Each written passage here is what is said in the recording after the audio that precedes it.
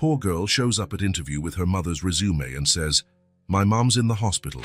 I came in her place." What the billionaire discovers is unbelievable.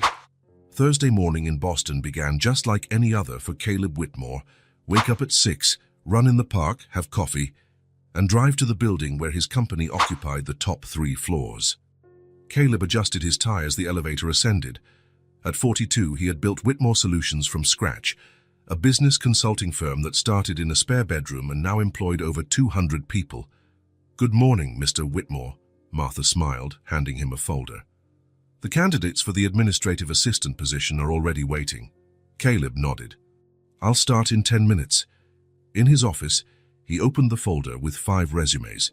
He needed someone efficient to replace Janet, who was retiring after 20 years of service. The first 3 interviews were mediocre.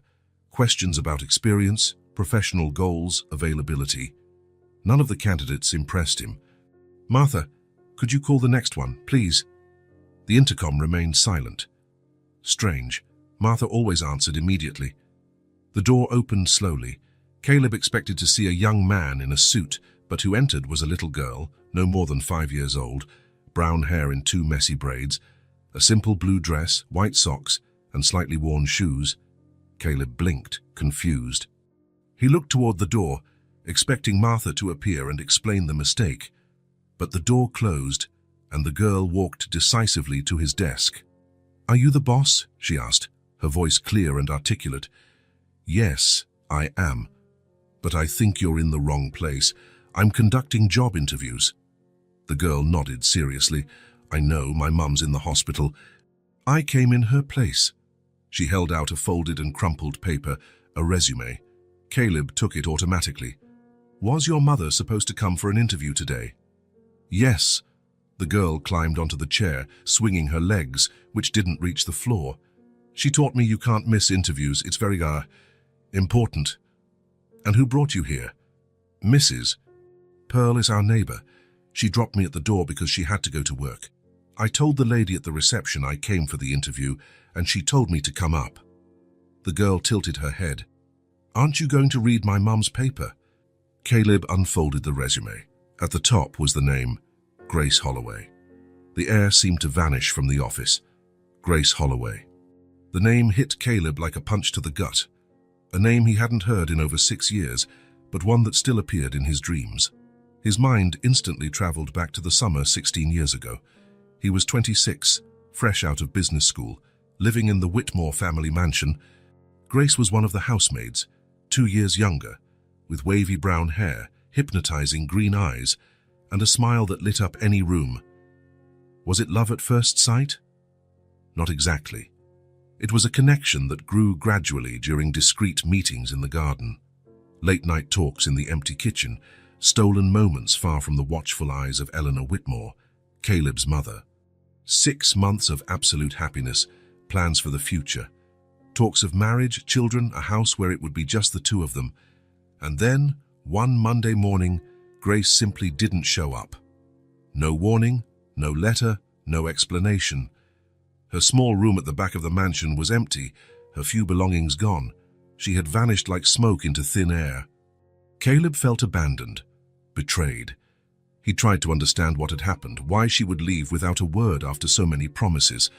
But pride stopped him from looking for her. If she had chosen to leave his life this way, he would respect her decision. Eventually, he swallowed the pain and moved on. Or at least he tried to. "Sir, are you okay?" The little girl's voice brought him back to the present. Caleb blinked, focusing again on the green eyes, watching him with concern, eyes identical to Grace's. "What's your name?" he asked, his voice huskier than he intended. "Ellie," the girl replied. "Elizabeth Holloway, but everyone calls me Ellie." Elizabeth, Grace's grandmother's name. Caleb felt a sudden dizziness. If Grace had disappeared 6 years ago and this girl was about 5, "How old are you, Ellie?" 5.5, she answered, proudly showing her fingers. "I'll be 6 in December." See, Caleb swallowed hard. The dates matched perfectly. "And your mother? What happened to her?" Ellie fiddled with the edge of the desk. "She's been sick for a long time, coughing and tired." Last night she couldn't breathe right, and Mrs. Pearl called the ambulance. Her voice trembled. But my mum really needs this job. Caleb looked at the resume again.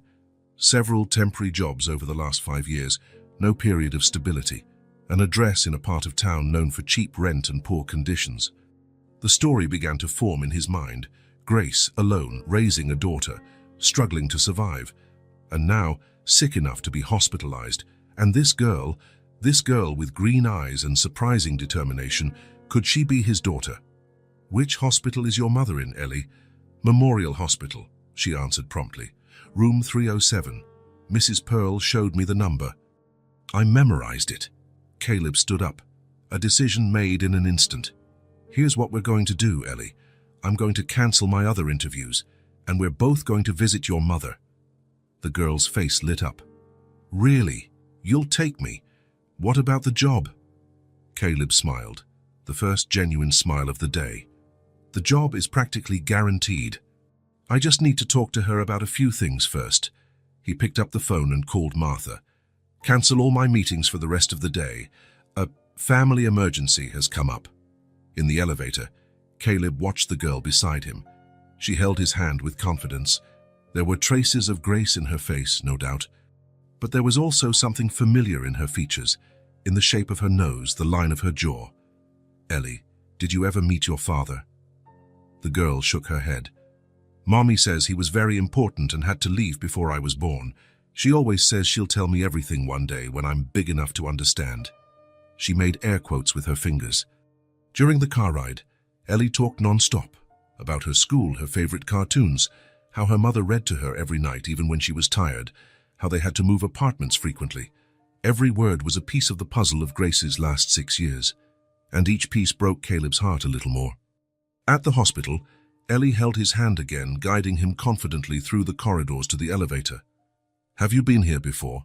Caleb asked. Yes, she replied. Mommy worked here for a while, in cleaning, but it was too tiring, and she kept coughing because of the products. On the 3rd floor, they went to room 307.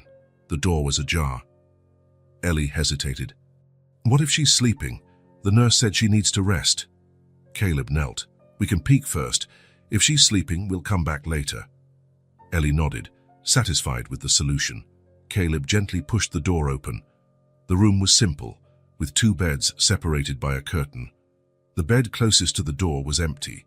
In the second bed, a female figure was sleeping. Oxygen tubes were connected to her nose. A heart monitor beeped softly.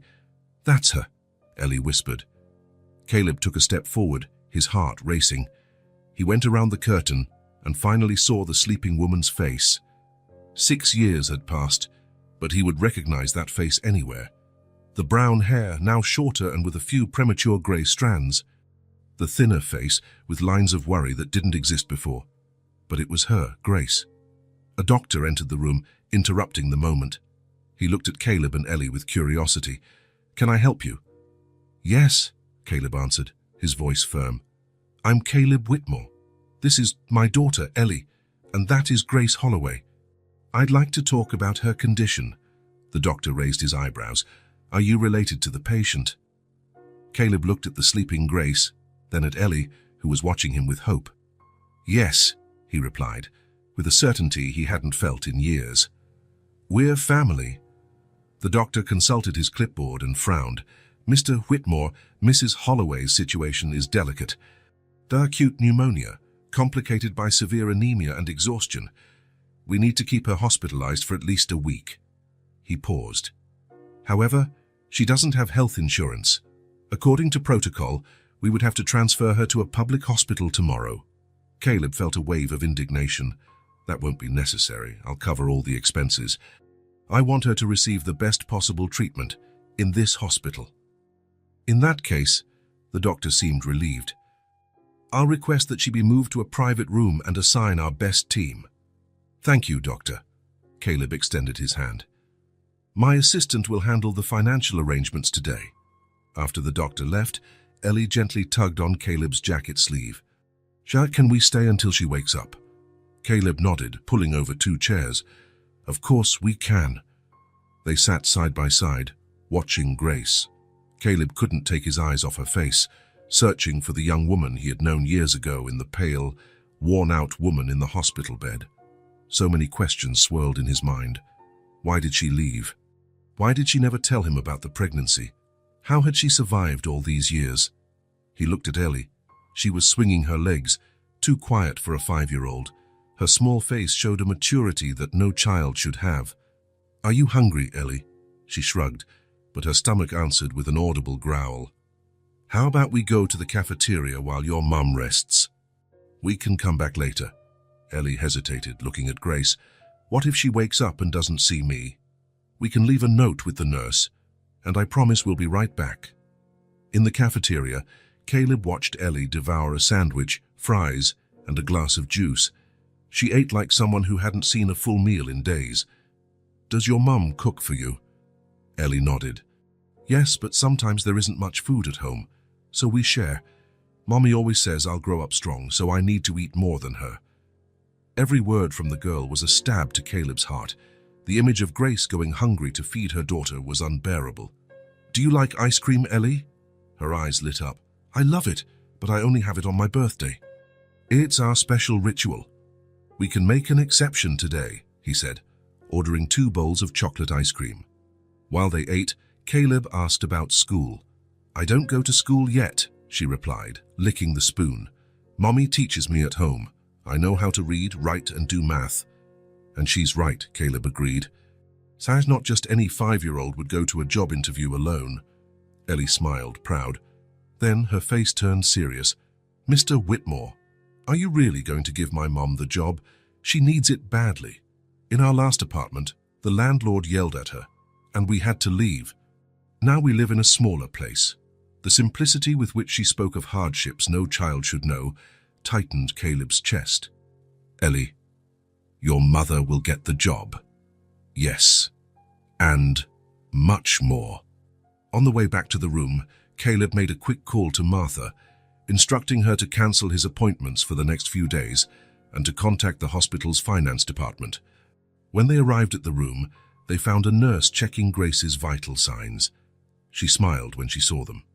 She woke up for a few minutes and asked for her daughter. "I told her you were in the cafeteria. Now she's sleeping naturally, without sedation. She should wake up in the next few hours." "Thank you," Caleb replied.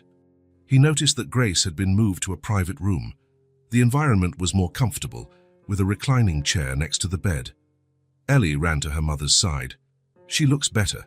She doesn't have that grey colour anymore." Caleb smiled at the girl's precise observation. Indeed, Grace seemed to have regained some colour. "Why don't you sit here in the armchair?" he suggested. "You can take a nap while we wait." To his surprise, Ellie accepted without protest. The long, emotional day seemed to have finally taken its toll.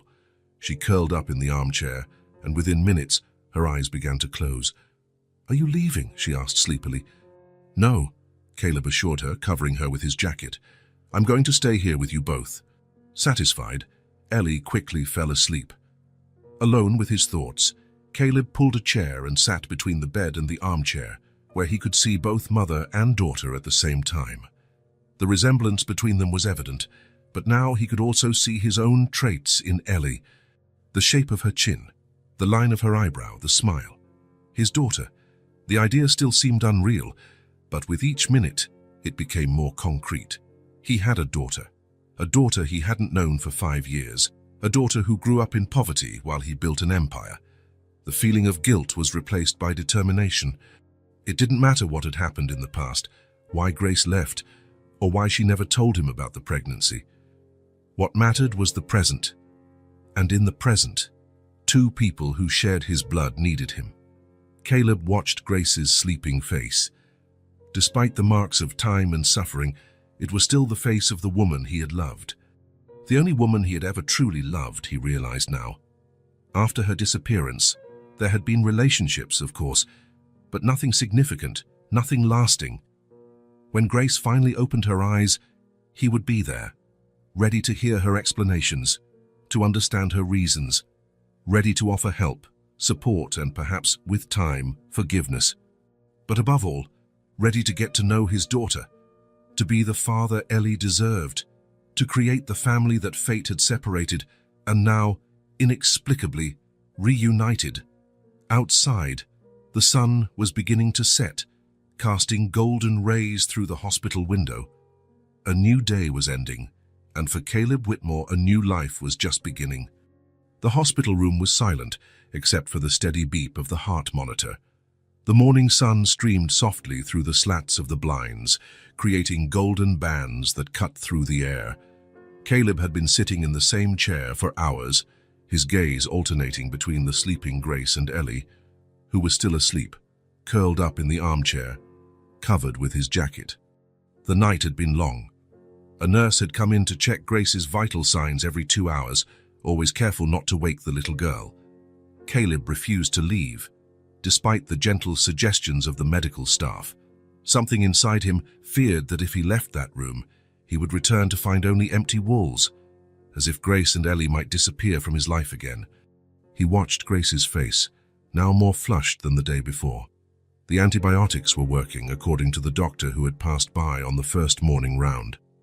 His gaze swept over every detail of that face he once knew so well. The small wrinkles at the corner of her eyes that hadn't been there before, the mouth that no longer held the easy smile of years past. The marks that life, a life of hardship from what he could deduce, had imprinted on her. A subtle movement of Grace's fingers caught his attention. Her eyes were moving under her closed eyelids. Was she dreaming, or finally waking up? Caleb leaned forward, his heart racing. He saw her eyelids flutter, then slowly open, disoriented, adjusting to the light. Her gaze wandered over the ceiling, then the walls of the room, as if trying to remember where she was. Then her eyes met Caleb's. The recognition was instant. Caleb saw shock spread across her face, her green eyes widening, her breathing visibly quickening, causing the heart monitor to beep faster. Grace tried to sit up, but weakness made her fall back against the pillows. "Easy," Caleb whispered, not wanting to wake Ellie. "It's okay, you're in the hospital."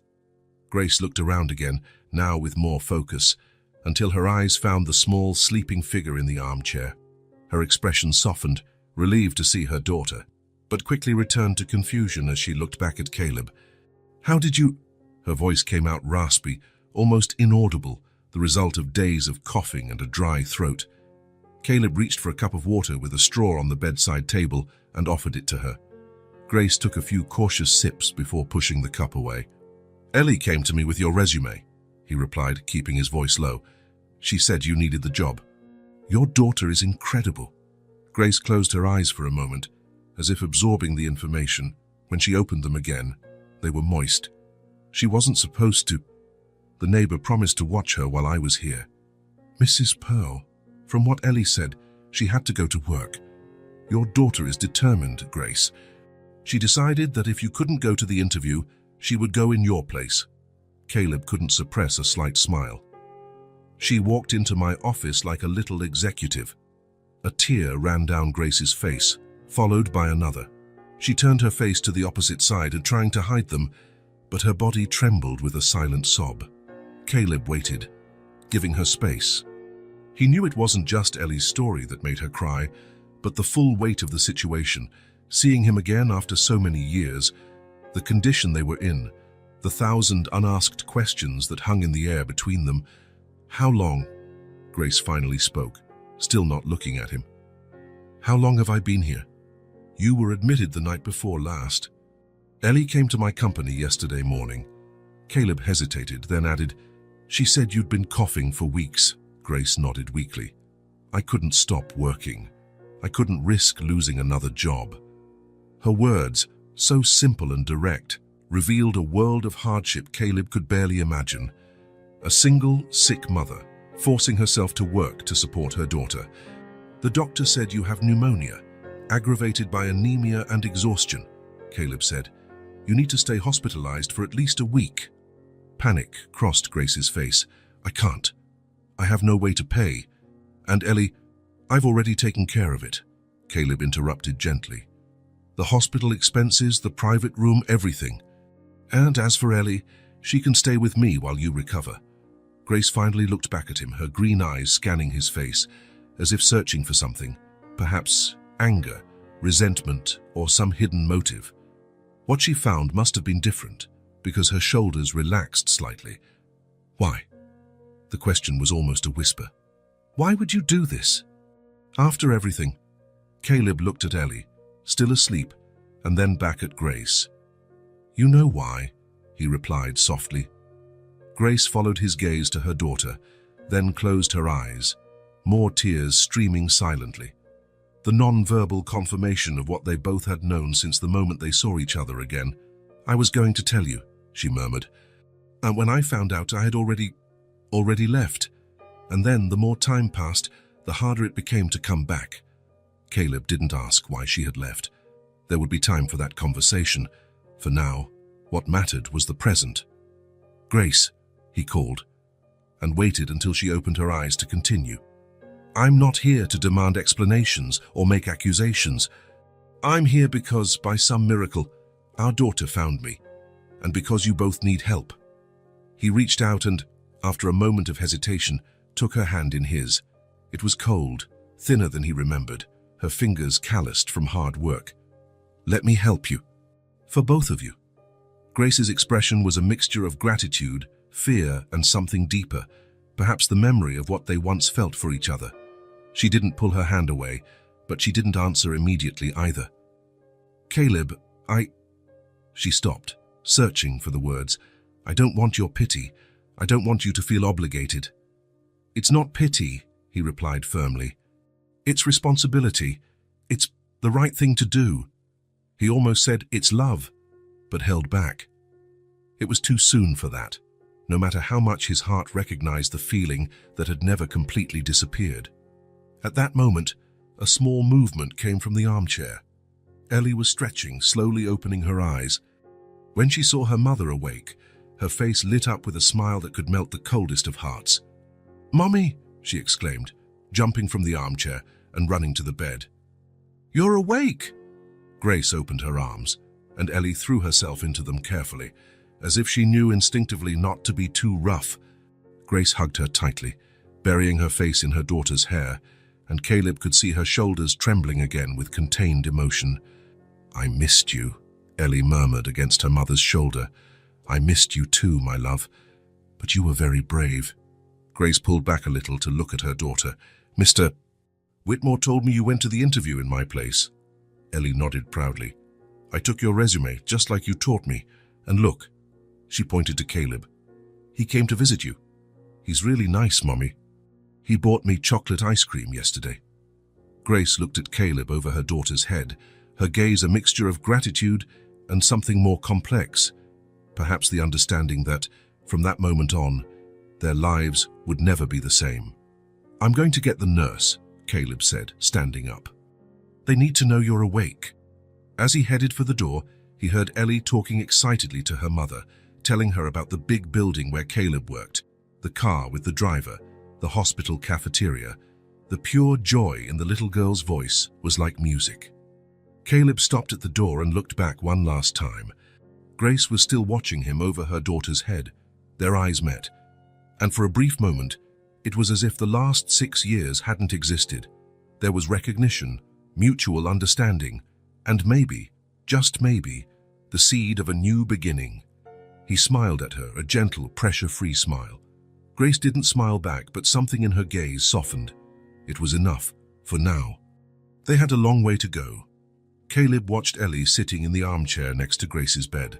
The girl was holding her mother's hand, who had fallen asleep after their brief conversation. The doctor had just left, after explaining that Grace would need to stay hospitalized for at least a week for the full treatment. Ellie, Caleb called softly. Can we talk outside for a bit? The girl nodded, gently letting go of her mother's hand. Together, they walked to a small indoor garden in the hospital, where a few recovering patients were sunbathing in chairs arranged among the well-tended flower beds. Your mum will need to stay in the hospital for a few days, Caleb explained, choosing his words carefully. The doctors need to treat her properly so she can get well soon. Ellie nodded, understanding. I know, the doctor said she has something. Pneumonia, Caleb corrected gently. It's an infection in her lungs. That's why she was having trouble breathing. And now? The question was simple but heavy with concern. Now she'll stay here, getting medicine and resting. Caleb hesitated for a moment, then continued, "And you, if you want, can stay with me during this time. I have a guest room where you'd be comfortable." Ellie studied him with her perceptive green eyes. "Mrs. Pearl also offered moi baksha, but she works all day." "I've rearranged my schedule to work from home while your mom is in the hospital," Caleb replied.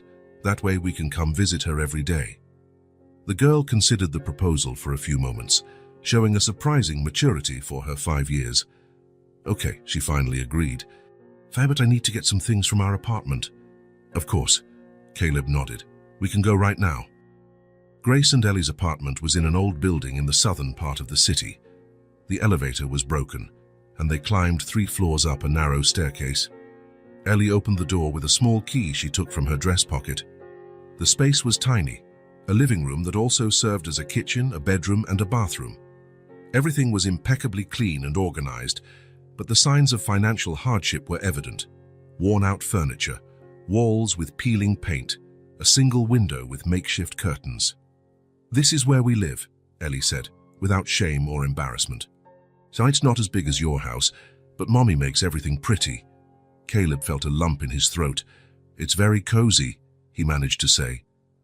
Ellie picked up a small backpack and began to pack some clothes, a worn-out storybook, and a teddy bear with one eye missing. Caleb noticed her clothes would easily fit in a single drawer. A few t-shirts, 2 dresses, a mended pair of pajamas. "Ready?" she announced, zipping up the backpack. "Just this." The girl nodded.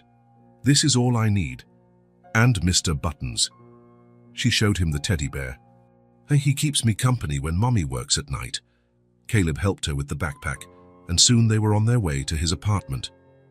During the car ride, Ellie looked out the window, fascinated, pointing at the tall buildings and the colorful shop windows. "Do you live near here?" she asked.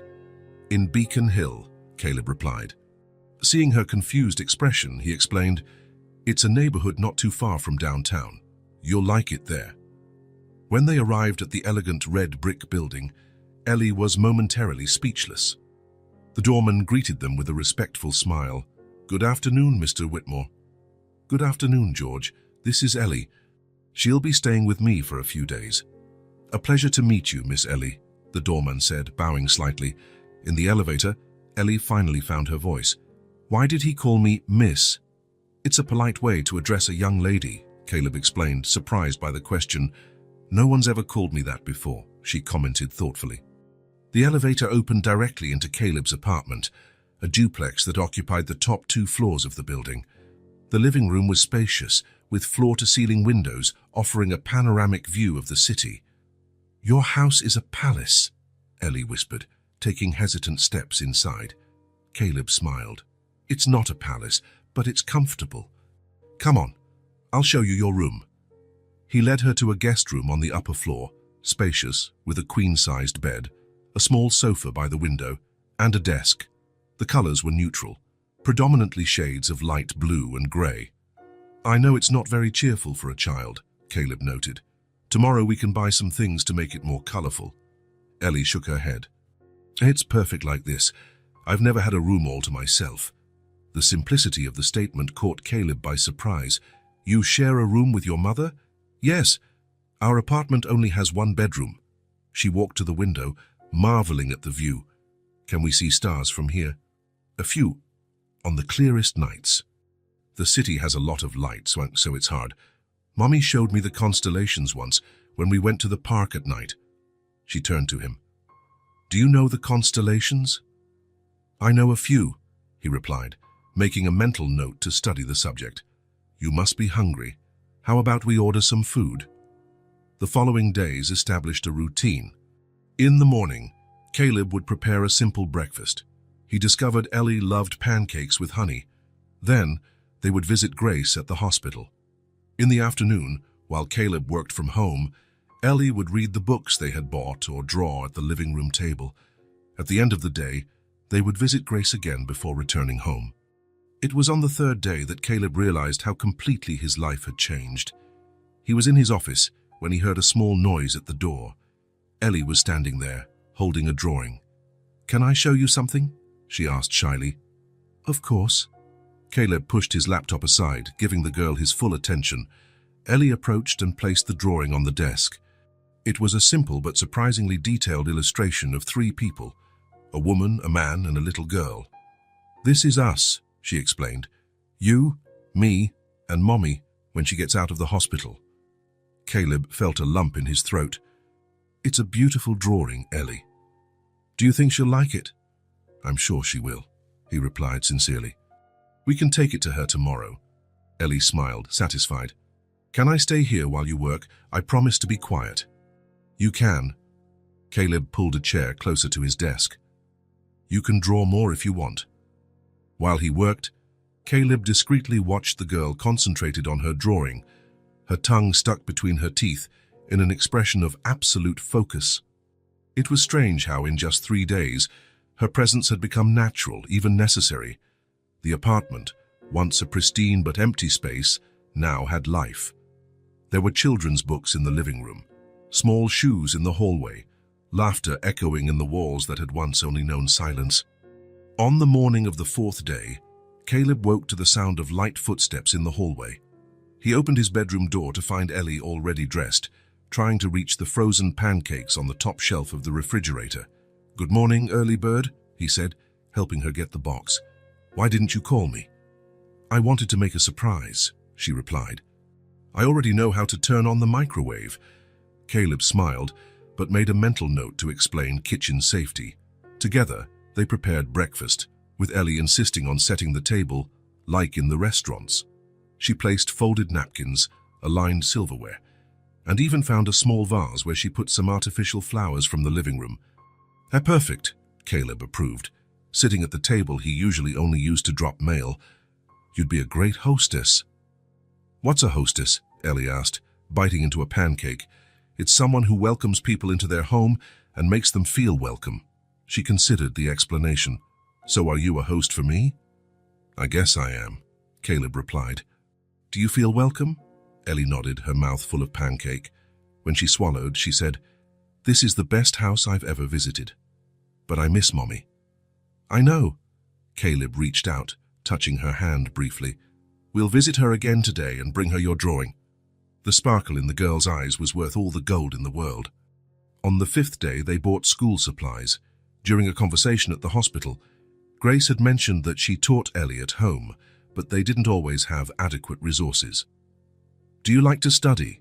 Caleb asked as they browsed a large bookstore. "I love it," she replied, her eyes shining before the colorful shelves. "Hi, Mommy says studying is the only thing no one can take away from you." Caleb felt a pang, thinking about what Grace had faced to pass on these values to her daughter, even in such adverse conditions. "She's right," he agreed. "How about we pick out some books for you both?" Ellie selected carefully: storybooks, an atlas, science books with lots of illustrations. With each choice, she explained why she thought it was important or interesting. Her maturity and discernment surprised Caleb every day. That night, they read one of the new books together. It was about a trip to space, with stunning illustrations of planets and stars. Ellie asked insightful questions, absorbing every piece of information with enthusiasm. "When I grow up, I want to be an astronaut," she declared, looking at an image of the Earth from space. "Or a doctor or a teacher. I haven't decided yet." "You have time," Caleb smiled, "and you can be whatever you want." "Mommy always says that." She yawned, the day's excitement finally catching up with her. "She's going to like these books." "I'm sure she will," Caleb replied, helping her get settled in bed. "We'll take some for her to see tomorrow." When it was time to sleep, Ellie asked, "Can you leave the door open a little? I don't like it when it's too dark." "Of course," Caleb replied, leaving a crack in the door. "Mr. Whitmore?"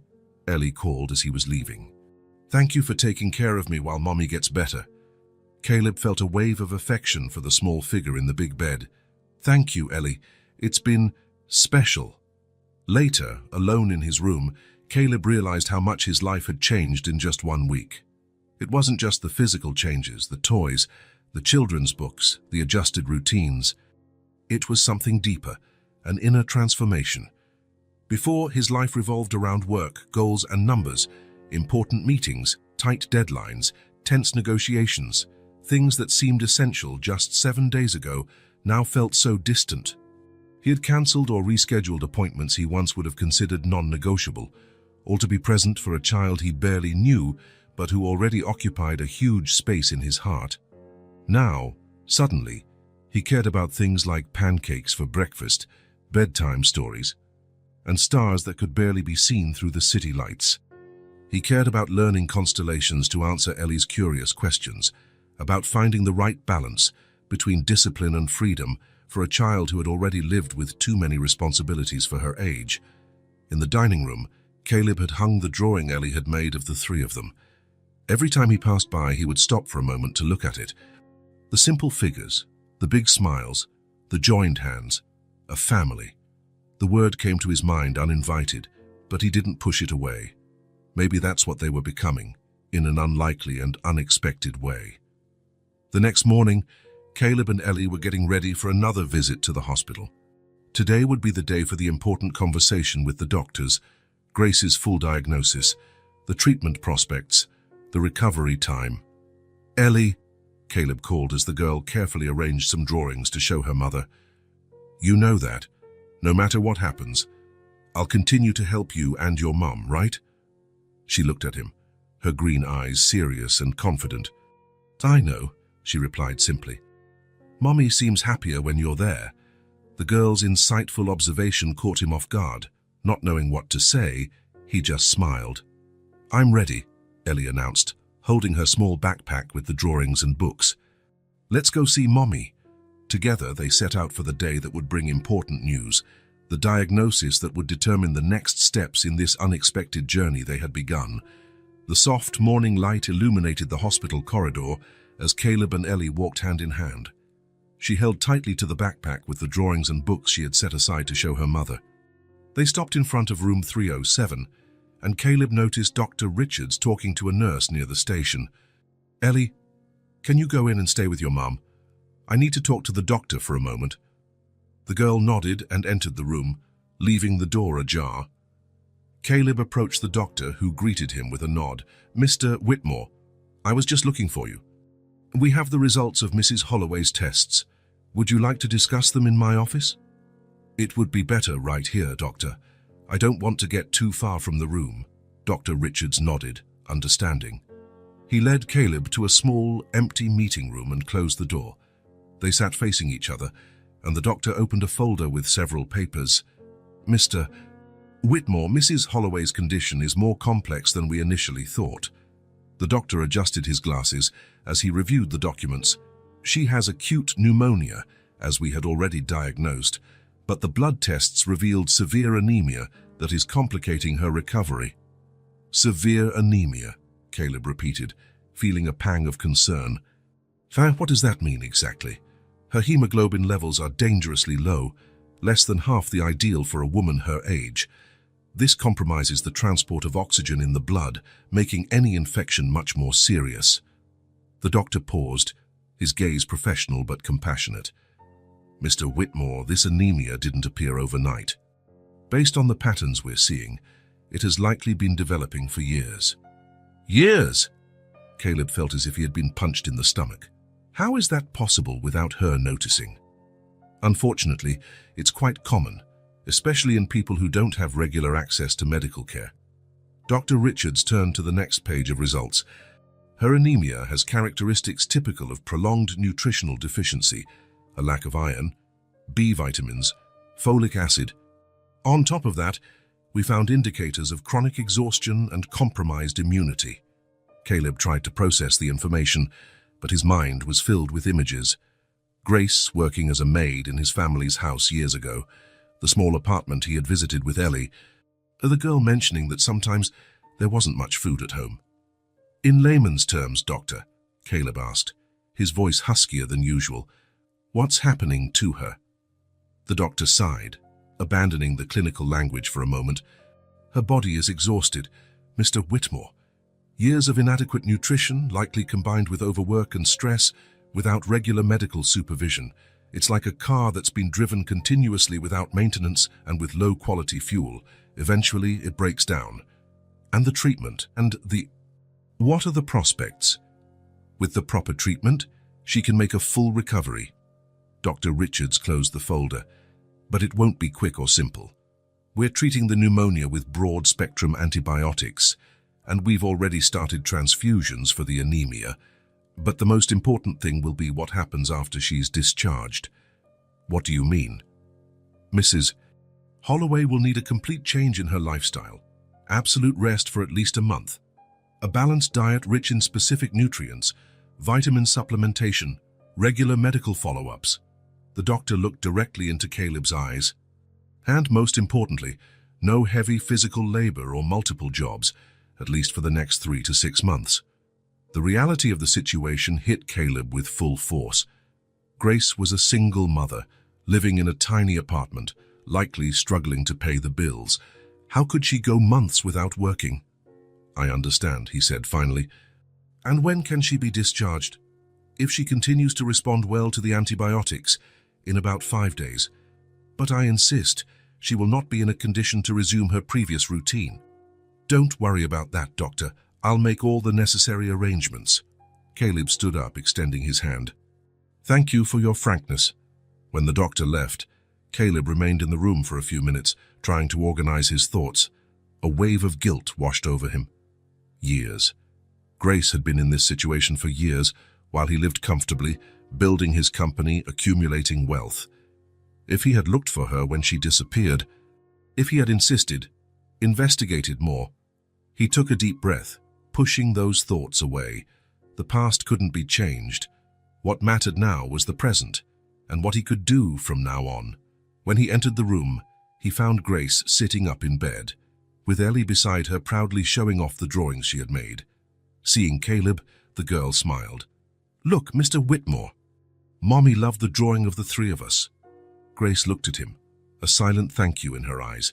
She looked a little better, less pale, more alert, but Caleb could now clearly see the signs the doctor had mentioned. The excessive thinness, the weariness in her eyes, small signs of a prolonged struggle against circumstances he could barely imagine. It's a wonderful drawing, Caleb commented, approaching the bed. Grace, I just spoke with Dr. Richards about your test results. Ellie, dear, Grace addressed her daughter, why don't you go to the cafeteria and get some juice? Here's some money. Can I go by myself? Ellie asked, excited by the responsibility. Oh, the cafeteria is just down the hall, Grace replied. Go and come straight back, no detours. When the girl left, Grace turned to Caleb, her expression now serious. How bad is it? Caleb sat in the chair next to the bed and explained everything the doctor had said.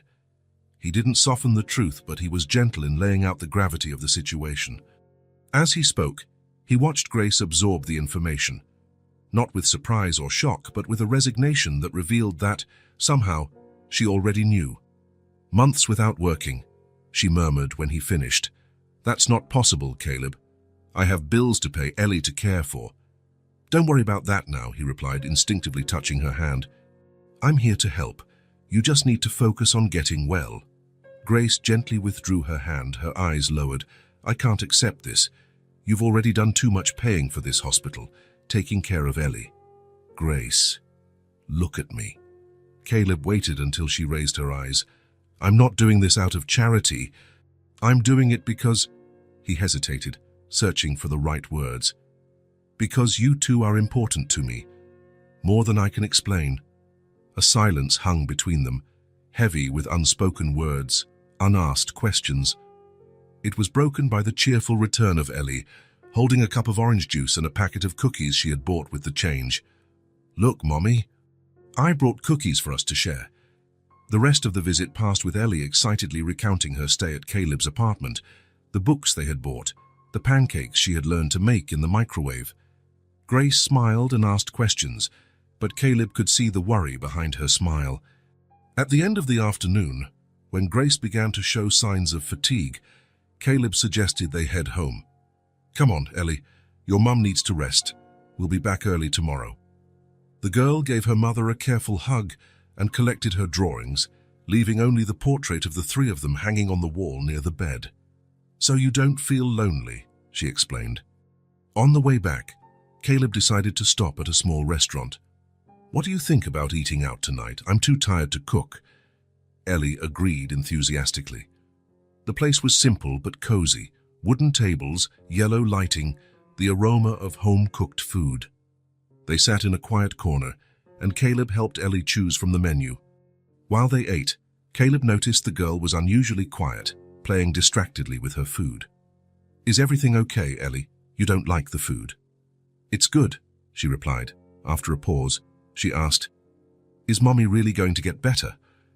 The question caught Caleb by surprise. Of course, she would sense the seriousness of the situation, no matter how much they tried to protect her. "Yes, she will," he answered with conviction, "but it's going to take a while. She'll need to rest a lot after she gets out of the hospital." Ellie nodded thoughtfully. "We've been through hard times before," she said, her voice small but firm. "Sometimes we didn't have lights, but Mommy said we'd make it." Caleb felt a lump in his throat. "And you did, didn't you?" "Yes." Ellie twirled some pasta on her fork. "Mommy always finds a way. She's my hero, you know?" "She really is amazing," Caleb agreed, fighting the emotion that threatened to overwhelm him. "The kids on my street have dads, but I never did." Ellie spoke without sadness, just stating a fact. "But it doesn't matter, because I have the best mom in the world. She does everything by herself." Every word was like a knife in Caleb's heart. He imagined Grace, young and alone, raising a daughter in conditions he had never experienced, working to exhaustion, depriving herself of food so Ellie could eat, facing the cold when there was no money to pay for electricity. "When Mommy is really tired," Ellie continued, "I make dinner. I know how to heat up soup and make a sandwich." "You're a very special girl, Ellie," Caleb said, his voice trembling. "Your mother must be very proud of you. She says I'm the best gift she's ever received." Ellie smiled, a smile so much like Grace's that Caleb felt his heart ache. "I say she's my best gift too." In that moment, watching the small figure in front of him, so young and yet carrying a maturity forged by adversity, Caleb understood something profound. Ellie was more than just his biological daughter. She was the living reflection of Grace's silent sacrifice, of the unconditional love that had sustained her all these years. The anger he had felt at himself earlier returned with full force. He hadn't been there when Grace needed him most. He hadn't seen his daughter's birth, hadn't held her hand in the difficult moments, hadn't helped turn on the lights when darkness filled the small apartment, but he was here now. And he would do everything in his power to ensure that Grace and Ellie would never face hardship again. "Mr. Whitmore," Ellie's voice brought him back to the present. "Are you crying?" Caleb hadn't realized the tear running down his face. He quickly wiped it away, forcing a smile. "Sometimes adults cry too," he answered simply. "I'm especially when they hear beautiful things." Ellie looked at him with her big green eyes, Grace's eyes, and extended her small hand across the table, touching his in a surprisingly adult gesture of comfort. "Don't be sad. Now Mommy will get better, and we won't have any more hardships, right?" "No," Caleb assured her, holding her little hand carefully. "You won't." It was a promise. To Ellie, to Grace, and to himself. After intense days at the hospital, watching Grace's slow recovery and absorbing the gravity of her condition, Caleb realized that both he and Ellie needed a break. The girl, despite her surprising maturity, was still a 5-year-old child carrying worries far too heavy for her small shoulders. On Saturday morning, after the usual visit to Grace, who was now visibly better thanks to the transfusions and antibiotics, Caleb made a spontaneous decision. "Ellie," he called as they left the hospital, "what do you think about doing something different today, maybe lunch at a special place?" The girl's eyes lit up, like a real restaurant, with waiters and everything. "Exactly," Caleb smiled, realizing that something so simple for him could be a grand adventure for her. "I know a place you'll love." Instead of asking James to pick them up in the car, Caleb decided they would walk. The day was perfect. Blue sky, mild temperature, a light breeze rustling the leaves of the trees that lined the streets of downtown Boston. Ellie held his hand confidently, observing everything around her with curious eyes. "That building looks like it's touching the sky," she commented, pointing to a mirrored glass skyscraper. "It's one of the tallest in the city," Caleb explained. "Did you know there are special elevators that go up so fast your ears pop? Like when the plane goes up in stories." That's right. Have you ever seen a real airplane? Ellie shook her head. Only on TV and in books. Mommy said one day we'll travel by plane. To Florida, where that princess castle is. Disney World, Caleb said, making a mental note. It's an amazing place. They walked for about 20 minutes until they reached a charming Italian restaurant in the city's historic district. It wasn't extremely luxurious. Caleb had deliberately chosen a place that was sophisticated but welcoming, where Ellie wouldn't feel intimidated. Welcome to Bella Vita, the maitre d' greeted them with a warm smile. Table for two. Yes, please, preferably by the window. They were led to an excellent table, overlooking a small, tree-lined square.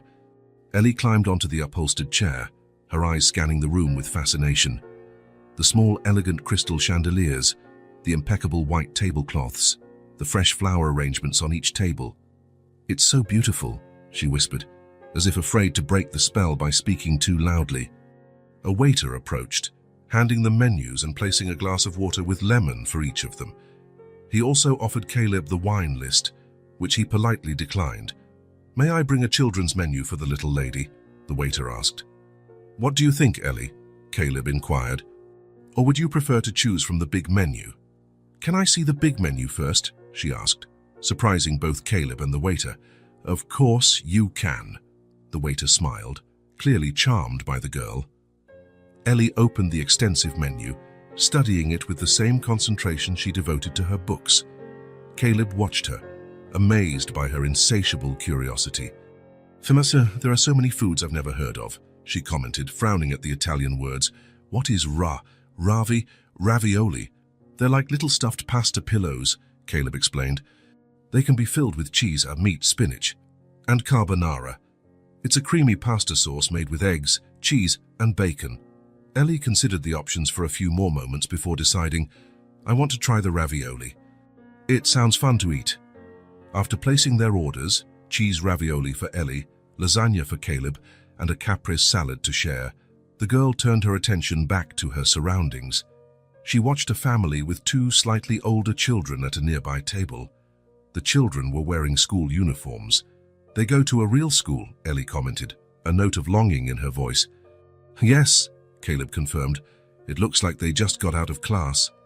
"Mommy teaches me at home," Ellie said, tracing patterns on the condensation of her water glass. "She's a good teacher, but—" She hesitated, as if afraid of being disloyal. "But what?" Caleb encouraged gently. "My dream is to go to a real school," she confided, her voice low but intense. "I'd have a backpack, recess, friends." Her eyes sparkled as she imagined it, to learn new things every day and play on the playground. Something in Caleb's chest tightened. It was such a simple, fundamental wish, something most children took for granted. But for Ellie, it was a distant dream. "Would you like to go to a school when your mother gets better?" he asked. Ellie nodded emphatically, then seemed worried. "But schools cost money, right? Mommy always says we need to save for important things." "There are many good schools that don't cost anything," Caleb explained, "and education is one of the most important things there is." The arrival of the salad momentarily interrupted the conversation. Ellie looked curiously at the white cheese discs, interspersed with red tomatoes and green basil leaves. "It looks like the flag of Italy," she observed, surprising Caleb with her knowledge. "Exactly. How do you know about the Italian flag?" "I have a book of world flags," she explained naturally. "Mommy found it at the library where she used to work. I've memorized almost all of them." As they enjoyed the salad, Ellie continued to talk about her love for books and knowledge. She told him how her mother always made time to take her to the public library, even after exhaustive work shifts, how they saved coins in a special jar to buy a new book on special occasions. When the main course arrived, Ellie was delighted with the small ravioli arranged on her plate, covered in a delicate butter and sage sauce.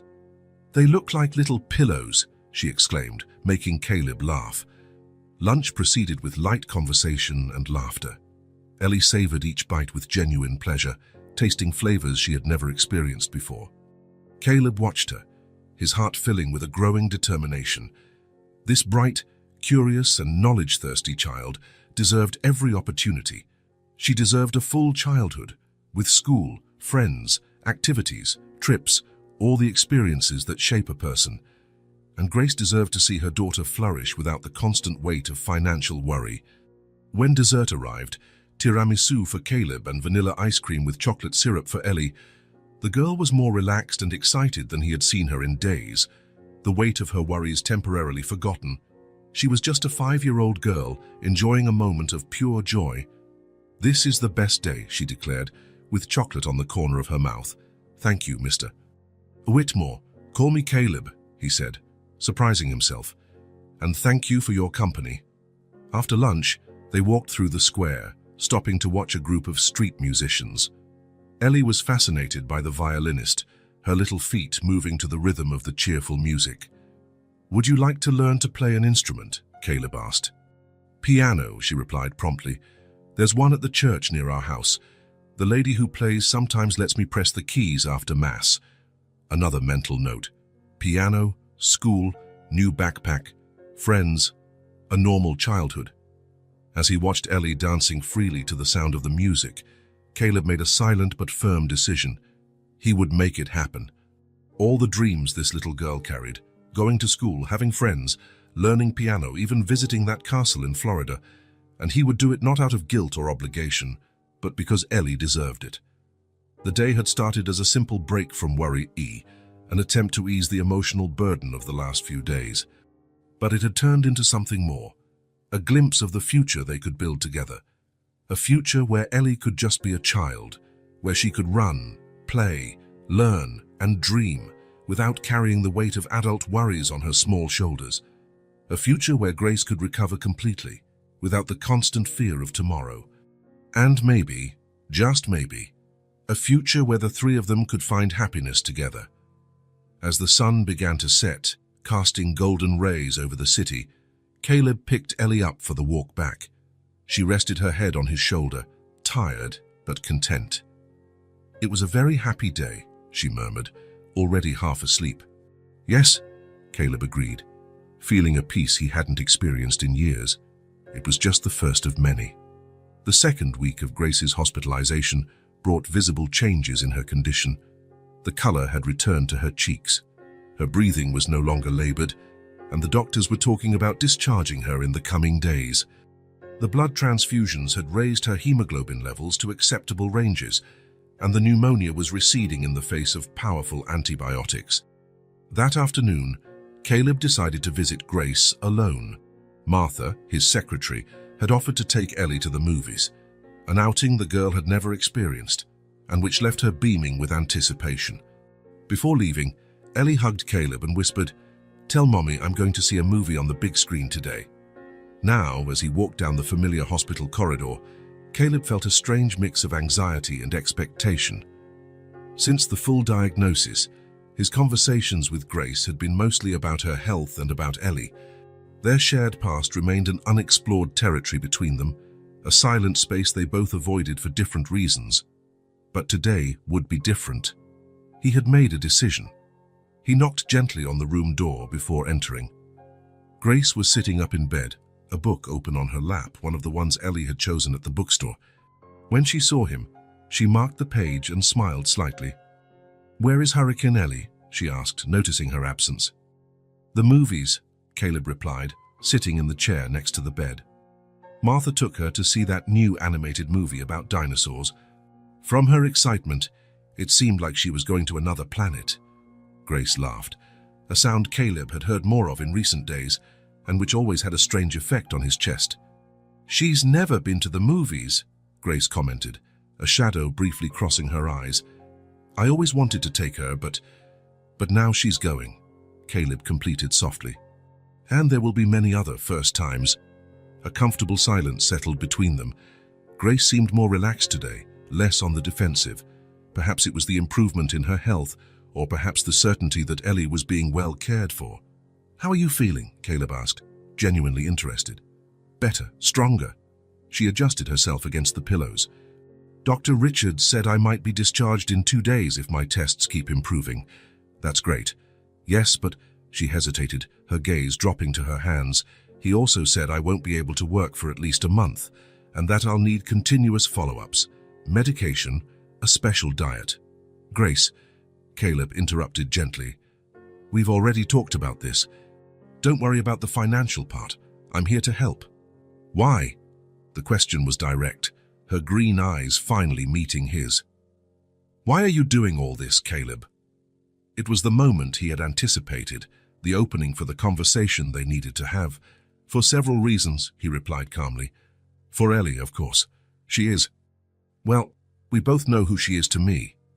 He paused, choosing his next words carefully. And for you, Grace. For what we had. For what we could have had. Grace looked away, her expression a complex mix of emotions. Ellie is incredible, Caleb said, slightly changing the course of the conversation. Her intelligence, her sensitivity, the way she looks at the world. When I think that I almost didn't know her. She has a lot of you in her, Grace replied softly, not just in looks, the determination, the insatiable curiosity, even that wrinkle that forms between her eyebrows when she's concentrating. A small smile touched her lips. Whenever I saw her do that, I remembered you. The revelation hit Caleb like a gentle but powerful wave. For all these years, Grace had seen him in her daughter. She had preserved this connection, even when all seemed lost. She has the best of you, he said with sincerity. Grace looked at him, her eyes softened. And the best of you too, even without knowing it.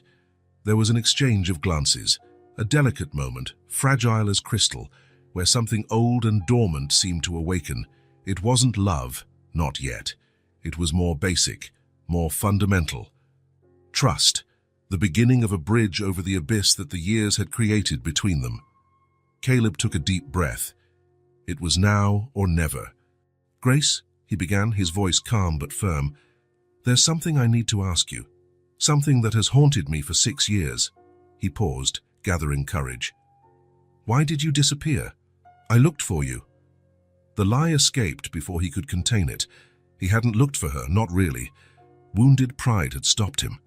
But somehow, in this moment, it seemed important for her to know that he had missed her, that her absence had left a void. Grace was silent for a long moment, her gaze fixed on the window, where the afternoon sun created golden patterns through the blinds. When she finally spoke, her voice was low, almost a whisper. Your mother found out about our relationship. The words hung in the air, heavy as lead. Caleb felt his body tense. Eleanor called me into her office at the mansion one day while you were in the city, Grace continued, each word seeming painful to pronounce. She said she had noticed how we looked at each other, how I was coming on to her son. Caleb clenched his fists involuntarily. He could picture the scene with painful clarity, his mother, cold and calculating, and Grace, young and vulnerable. She fired me on the spot. Said it was shameful, that I was trying to social climb through you. Grace swallowed hard, the memory clearly still painful. Then she offered me money, a significant amount for someone like me, who had nothing, enough to start over somewhere else, far from Boston, far from you. And you took it, Caleb said, not as an accusation, but as a statement of fact. Grace nodded, silent tears beginning to stream down her face. I was alone, Caleb. No family, no real friends, nowhere to go after losing my job and lodging at the mansion. I took it. Her voice broke. And then, a few weeks later, I found out I was pregnant. Caleb felt as if the air had been sucked out of the room. The revelation wasn't unexpected. He had already deduced much of the story, but hearing the confirmation, the raw truth of his mother interfering in his life in such a way, was devastating. Why didn't you look for me then? He asked, his voice hoarse with contained emotion. When you found out about Ellie, Grace wiped her tears with the back of her hand. I tried once. I went to your family's company. 3 months after I left, I was determined to tell you about the baby. She smiled sadly. The receptionist called Eleanor's office. Minutes later, the head of security escorted me out of the building, saying there were express orders not to allow me contact with any member of the Whitmore family. My God, Caleb murmured, the revelation hitting him like a punch. I never knew. After that, I gave up. Grace looked directly at him. I convinced myself it was for the best. That you had probably moved on, that maybe you wouldn't even want to know about a child with me. And then Ellie was born, and survival became my only priority. The silence that followed was heavy with 6 years of unlived history, of lost moments, of a future that had been stolen from them by pride, prejudices, and manipulation. Caleb absorbed every word, every revelation. He felt a cold anger toward his mother, but also a growing guilt for his own passivity. He could have searched for Grace more intensely. He could have questioned his mother. He could have done so many things differently. "I'm so sorry," he said finally, the words seeming inadequate in the face of the magnitude of what they had lost. "If I had known—" "We can't change the past, Caleb," Grace interrupted gently. "We did what we could with what we had at that moment." He nodded, acknowledging the wisdom in her words.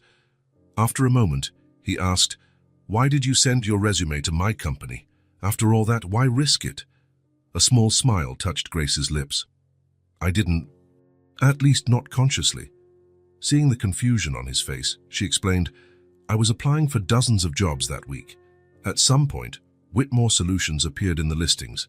I saw the company name, but I didn't make the connection to you. I thought it was just a coincidence of last names. And the salary offered was almost double what I was earning cleaning offices. Fate has a peculiar sense of humor," Caleb commented, finding a strange relief in this revelation. It hadn't been a calculated attempt at rapprochement, just a coincidence, or perhaps something more. "When Ellie decided to go in my place," Grace shook her head, half amused, half in disbelief. "That girl has always been too determined for her own good." "Determined like her mother," Caleb observed, a genuine smile forming on his face. The tense moment had passed, replaced by something lighter, more hopeful. The truth was out now. Painful, yes, but also liberating. There were no more secrets between them, only the reality of the present and the possibilities of the future. "Caleb," Grace said after a moment, her voice firmer, "what happened was terrible, but I don't want you to feel sorry for me or Ellie. I don't want your guilt or your remorse. If we're going to try to build some kind of relationship, it needs to be based on something more solid than that." He looked at her with renewed admiration. Even after all she had been through, after years of solitary struggle, Grace still maintained her dignity, her inner strength. "It's not pity," he replied with conviction. "It's respect, admiration, and maybe, with time, something more."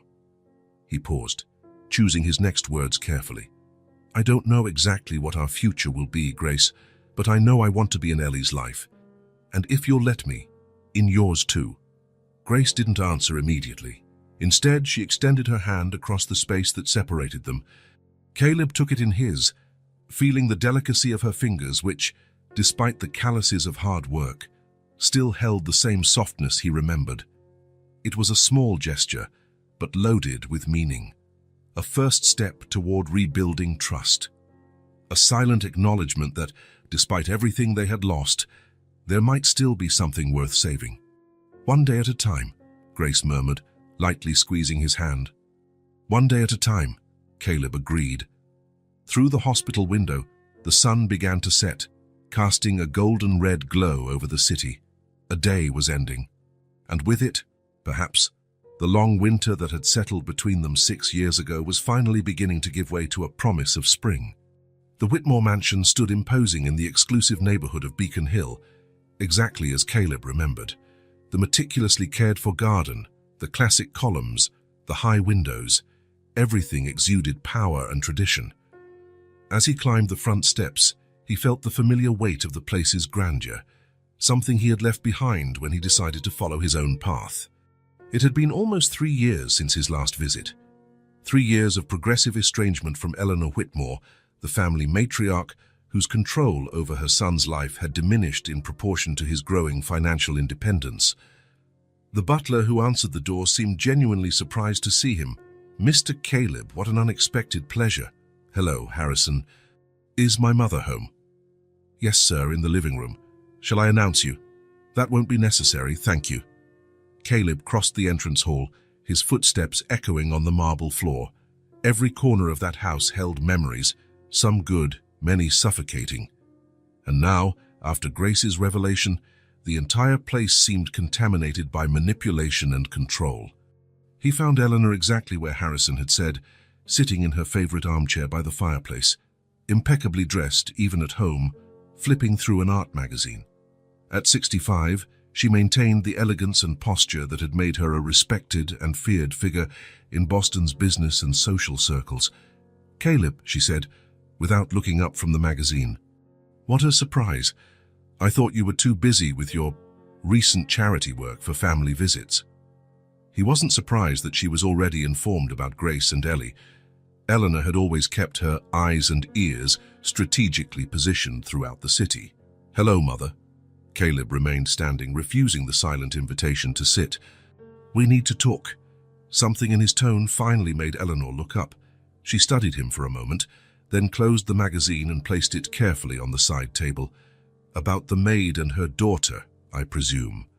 The calculated coldness with which she referred to Grace and Ellie made Caleb's blood boil, but he maintained his composure. He wasn't there for an emotional outburst, but for a long overdue settling of accounts. "Their names are Grace and Ellie," he corrected, his voice controlled. "And yes, it's about them I've come to speak." Eleanor sighed theatrically. "Caleb, darling, I had hoped you would have outgrown this teenage fixation." She was a maid. "That girl with no formal education, no respectable family, no—" "You knew I loved her," Caleb interrupted, the words coming out more intensely than he intended. "You separated us." It wasn't a question, but a direct accusation. Eleanor showed no surprise, nor did she deny it. On the contrary, her face took on an expression of unwavering certainty. "I did what was necessary," she replied calmly. "You were 26, just out of college, with a brilliant future ahead of you. You were going to take your position at the company, make a suitable marriage, continue the family legacy." Her eyes narrowed slightly. "I couldn't allow you to throw it all away for an infatuation with a housemaid." Caleb absorbed every word, every cold and calculated justification. There was no regret in Eleanor's voice, only the absolute conviction that she had acted correctly. "You paid her to leave," he continued. "Then you prevented her from contacting me when you found out she was pregnant." A flash of surprise crossed Eleanor's face, not at the accusation itself, but at Caleb's discovery. "She told you then," she commented, quickly composing herself. "Yes, I took the necessary measures. I offered her a chance to start over with sufficient resources. As for the pregnancy," she made a dismissive gesture. "When she showed up at the company months later, it was obvious what she intended. I couldn't allow that kind of trap." "Trap?" Caleb repeated, incredulous. "My daughter is not a trap, Mother. She is an incredible, brilliant child who spent the first 5 years of her life without a father, because you decided you knew what was best for everyone." Eleanor rose, maintaining the dignity that had always characterized her. "I did what any mother would do to protect her son. I have no regrets, Caleb. And if you came here expecting an apology, I'm afraid you will leave disappointed." Caleb looked at the woman before him, powerful, controlling, unable to recognize the damage she had caused. A strange calm washed over him. There was no anger, no longer the desire for confrontation that had brought him here, just a crystal clarity about what needed to be said. "I didn't come for your regret or forgiveness, Mother," he said, his voice firm. "I came only to inform you that I know what you did, and that, despite everything, something beautiful has come from this situation." He walked to the window, looking out at the garden where he had played as a child. So many rules, so many expectations, so little freedom. "I have a daughter," he continued, turning to face Eleanor. "And now I have a mission, to be the father she never had." Something indefinable crossed the matriarch's face, perhaps the realization that, this time, she had irreversibly lost control.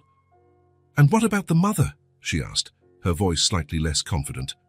"Had you also planned to rescue on your old flame?" "What happens between Grace and me is our own business," Caleb replied. "What I know for sure is that they are both now part of my life, permanently." Eleanor did not answer. Her silence said more than any words. Caleb walked to the door but stopped before leaving. "I hope one day you'll want to meet your granddaughter," he said without looking back. "She deserves a grandmother more than you deserve to know her, but the door will be open should you decide that family is more important than appearances." He left the room and the mansion without waiting for a response. The cool autumn air greeted him like a blessing. As he walked down the steps toward the street, he felt as if a huge weight had been lifted from his shoulders. It wasn't about revenge or resentment. It was about closure. About closing a door on the past, on the manipulations, on the suffocating expectations, to open a new one with the present. A present where Ellie smiled when she saw him, where Grace was slowly learning to trust again, where the possibility of a real family, based on love and respect, finally seemed within reach. He got into his car and drove toward the hospital. Today was the day of Grace's discharge, a new beginning for all of them. Caleb's apartment had been transformed in recent weeks. Colorful drawings decorated the refrigerator, children's books occupied the living room shelves, and one wall displayed a mural of recent photos. Ellie in the park, Grace smiling during a picnic, the three of them together on a carousel. After her hospital discharge, Grace had accepted Caleb's suggestion for her and Ellie to stay in the guest room until her full recovery. The temporary arrangement had already lasted 3 weeks, and no one seemed in a hurry to change it. Grace's recovery progressed steadily, but slowly. The color was returning to her cheeks, and the doctors were pleased with the progress of her tests. Still, the fatigue persisted, a result of years of neglecting her own health. That Sunday afternoon, the three had had lunch together. The meal had taken place in a light atmosphere, with Ellie dominating the conversation, talking about the planets she had learned about in one of the new books. Now, the girl was drawing at the coffee table, while Grace and Caleb exchanged meaningful glances. They had talked the night before, after Ellie fell asleep. It was time to tell the truth.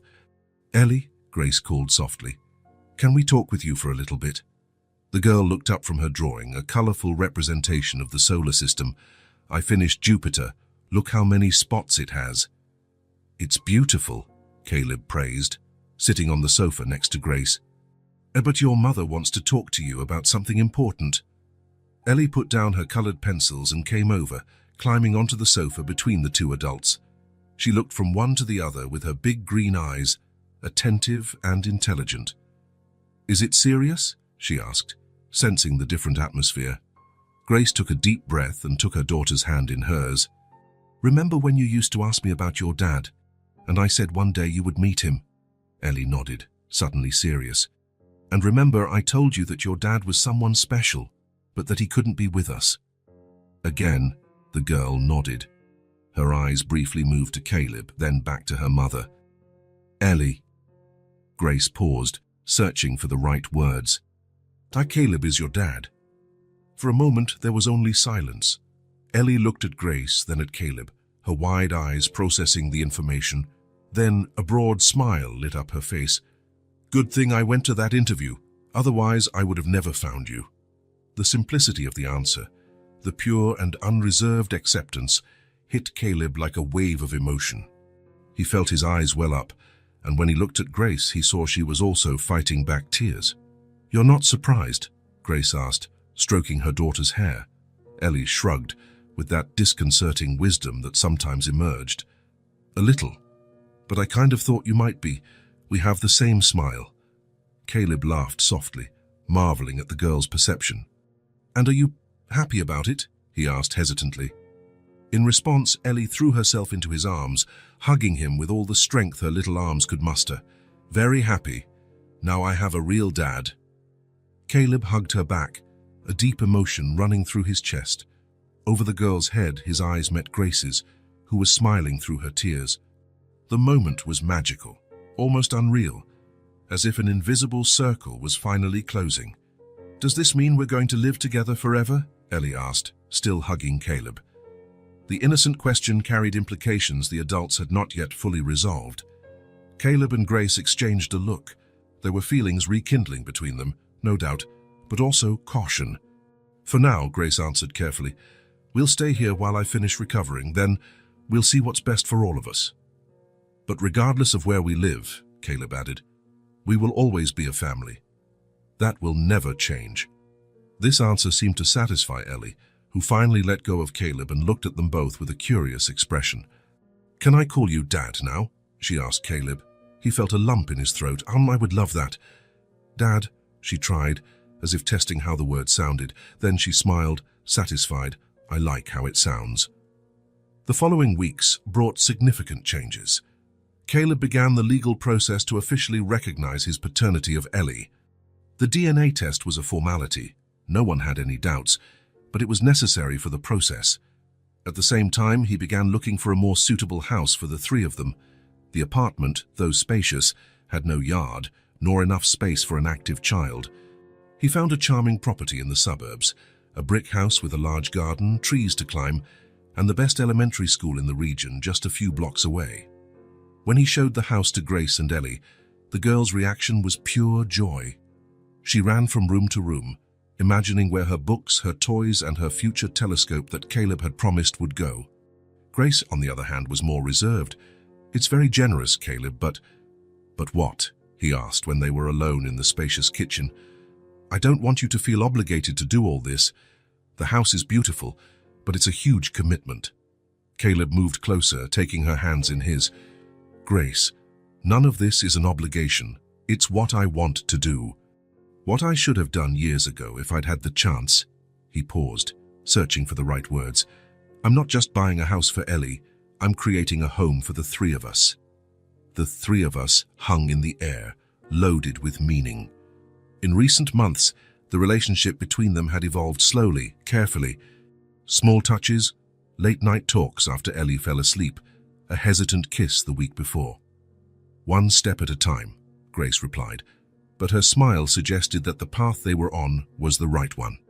3 months after the revelation, on a sunny spring morning, Ellie stood at the entrance of the new house, proudly wearing her school uniform, a blue plaid skirt, white shirt, and a blazer with the Oakwood Elementary School emblem.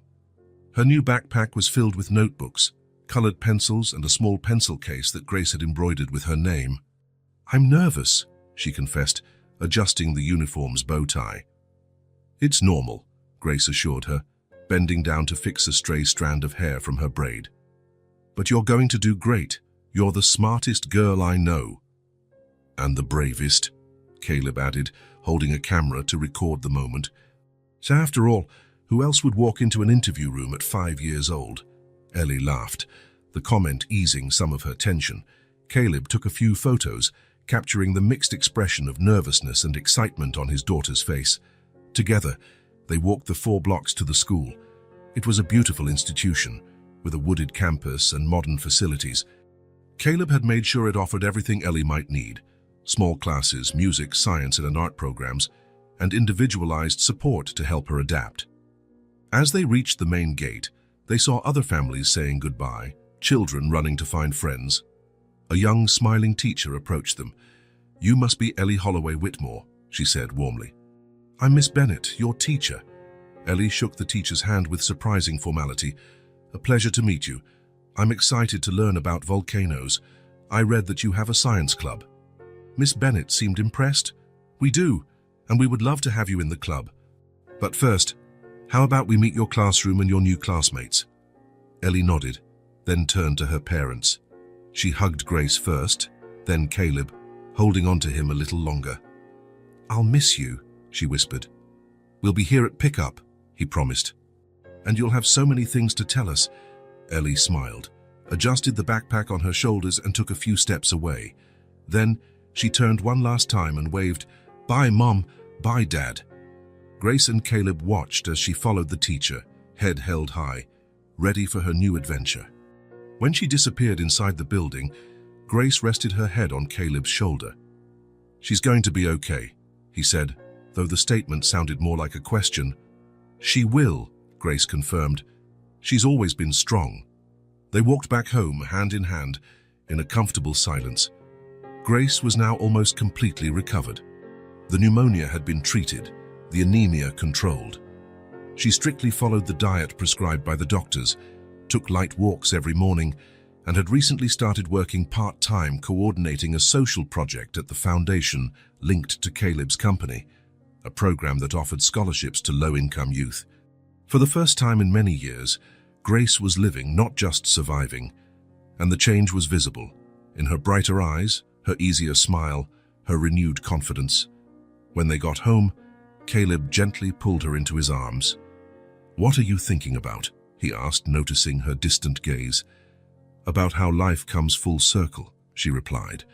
"6 years ago, when I found out I was pregnant and alone, I never imagined we would be here one day." Caleb nodded, understanding the feeling perfectly. "The past separated us," he said softly.